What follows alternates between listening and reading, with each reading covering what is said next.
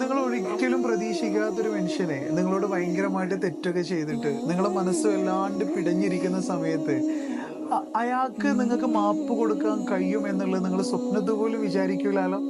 അതുപോലെ നിങ്ങൾ ആരോടെങ്കിലും ഭയങ്കരമായിട്ടൊരു തെറ്റൊക്കെ ചെയ്ത് അയാൾ ഭയങ്കരമായിട്ട് വിഷമിച്ചിരിക്കുകയാണ് കേട്ടോ. നിങ്ങൾ അയാളോട് എങ്ങനെ മാപ്പ് ചോദിക്കും എന്നൊക്കെ ഇങ്ങനെ നിൽക്കുന്ന സമയത്ത് അയാൾ നിങ്ങളുടെ അടുത്തേക്ക് വന്നിട്ട് സാരമില്ലടാ പോട്ടെ ഞാൻ അതൊക്കെ വിട്ടിട്ടുണ്ട് കേട്ടോ എന്നൊക്കെ പറഞ്ഞിട്ട് നിങ്ങളെ തോളിലൊക്കെ ഒന്നൊരു തട്ടലൊക്കെ തട്ടിയിട്ട് നിങ്ങൾ ഇങ്ങനെ ഒരു ഹഗ്ഗൊക്കെ ചെയ്തിട്ട് പിരിയുന്ന സമയത്ത് നിങ്ങളുടെ ഉള്ളിലുണ്ടാകുന്ന ഒരു ഫീലിംഗ് എന്തായിരിക്കും?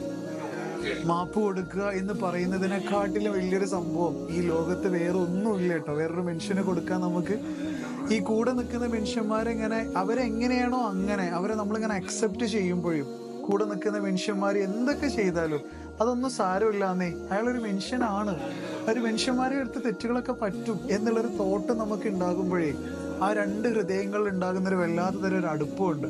ഹൃദയങ്ങളെ തമ്മിൽ അടുപ്പിക്കാനും ഹൃദയങ്ങൾ തമ്മിൽ വിട്ടുപോകുന്നതിനെ വല്ലാണ്ട് കൂട്ടി യോജിപ്പിക്കാനൊക്കെ പറ്റുന്ന ഒരു വല്ലാത്ത തരം മാസമാണ് കേട്ടോ റംസാൻ മാസം എന്ന് പറയുന്നത്.